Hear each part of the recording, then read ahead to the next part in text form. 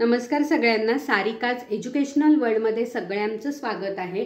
आज आपण इतिहासातील पुढचं प्रकरण 5वं प्रसार माध्यमे आणि इतिहास या प्रकरणाचा अभ्यास करणार आहोत। या प्रकरणाचा अभ्यास करण्याआधी या प्रकरणामध्ये कोणकोणत्या घटकांचा आपल्याला अभ्यास करायचा आहे याविषयी माहिती घेऊया।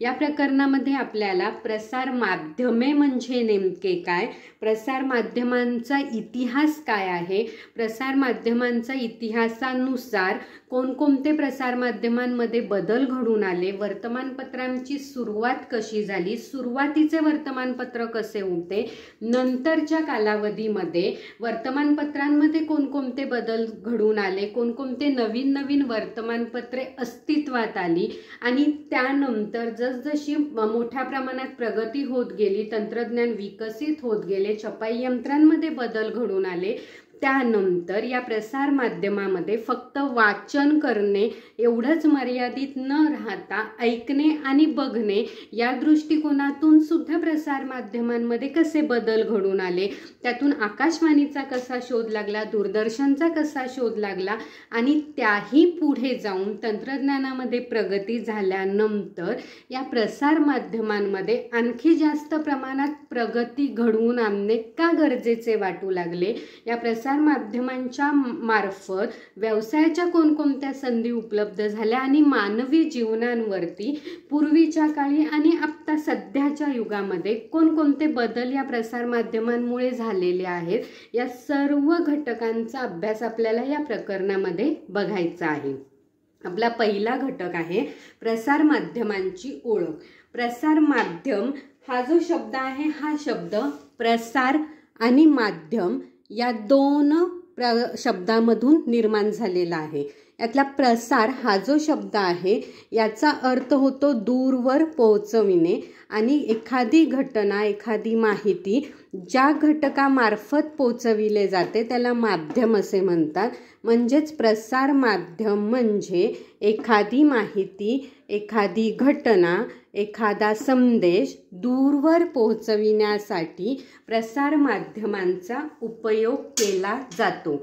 आता आपण सध्या संगणक युगामध्ये आहे, त्यामुळे आपल्याला माहिती आहे की संगणकाच्या मार्फत किंवा मोबाईल मार्फत, इंटरनेट मार्फत आपण सहजपणे माहिती एकमेकांपर्यंत पोहोचवू शकतो। पण पूर्वीच्या कालावधीचा जर विचार केला तर पूर्वीचे जे राजे होते, ज्यावेळेस प्रसार माध्यम विकसित झालेली नव्हती, तंत्रज्ञान विकसित झालेलं नव्हतं, त्यावेळेस पूर्वीचे राजे हे माहिती एकमेकांपर्यंत पोहोचविण्यासाठी पक्षी प्राणी यांचा वापर करत होते किंवा दवंडी पिटून आपली एखादी माहिती लोकांपर्यंत पोहोचवत होते। यामध्ये सुद्धा जर काही गुप्त माहिती राजांना एकमेकांपर्यंत पोहोचवायची असेल किंवा लोकांना एकमेकांपर्यंत पोहोचवायची असेल तर त्यावेळेसच फक्त पक्ष्यांचा आणि प्राण्यांचा वापर केला जात होता। पण सर्वसामान्य सगळ्याच लोकांना जर एखादी माहिती द्यायची असेल किंवा एखादी बातमी सांगायची असेल तर अशा वेळेस दवंडी पिटून आपली माहिती लोकांपर्यंत पोहोचविली जात होती। मग आपला पुढचा जो घटक आहे तो म्हणजे प्रसार माध्यमांचा इतिहास।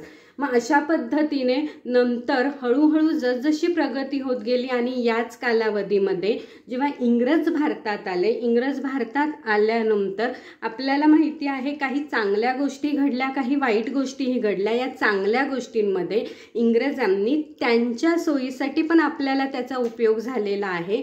या दृष्टिकोनातून वर्तमानपत्रे, मृदन कला अशा कला अस्तित्वात आणल्या किंवा यामध्ये प्रगती घडवून आणली आणि त्याचा परिणाम असा झाला की वर्तमानपत्रामध्ये बातम्या छापून येऊ लागल्या आणि सहज रीतीने दूरपर्यंत एकमेकांपर्यंत पोहोचविल्या जाऊ लागल्या। मग हे जे वर्तमानपत्र आहे, हे वर्तमानपत्र त्यामुळे ज्ञानाचं आणि माहितीचं एक महत्त्वाचं साधन त्यावेळेस बनलेलं होतं।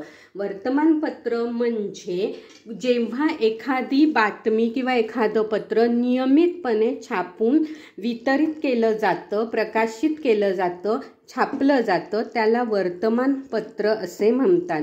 जेव्हा एखादं पत्र किंवा एखादा कागद नियमितपणे छापून प्रकाशित केला जातो त्या पत्राला, त्या कागदाला वर्तमानपत्र असे म्हटले जाते। मग या वर्तमानपत्रामध्ये वेगवेगळ्या माहितीमध्ये किंवा लोकांची जी मतं आहेत, एखादी घटना घडल्यानंतर विशिष्ट लोकांची काय मतं आहेत, या मतांविषयी विचारवंतांची काय मते आहेत, ती मते किंवा वेगवेगळ्या प्रकारच्या जाहिराती, काही योग्य असलेल्या माहिती यांचा समावेश करून वर्तमानपत्र छापलं जात होतं। मग या वर्तमानपत्रामध्ये स्थानिक स्वरूपाच्या बातम्या, त्यानंतर देशांमध्ये घडलेल्या घटना, जागतिक पातळीवर घडलेल्या घटना, या सगळ्या घटनांची नोंद वर्तमानपत्रामध्ये केली जात होती। थोडक्यात त्या कालावधीमध्ये म्हणजे आत्ता सुद्धा वर्तमानपत्र हे चालू घडामोडीचं नोंद घेणारा महत्त्वाचा दस्तऐवज म्हणून ओळखला जातो। माझा व्हिडिओ जर तुम्हाला आवडल्यास व्हिडिओला लाईक करा आणि माझ्या सारिकाच एज्युकेशनल वर्ल्ड या चॅनलला सबस्क्राईब करा। थँक्यू।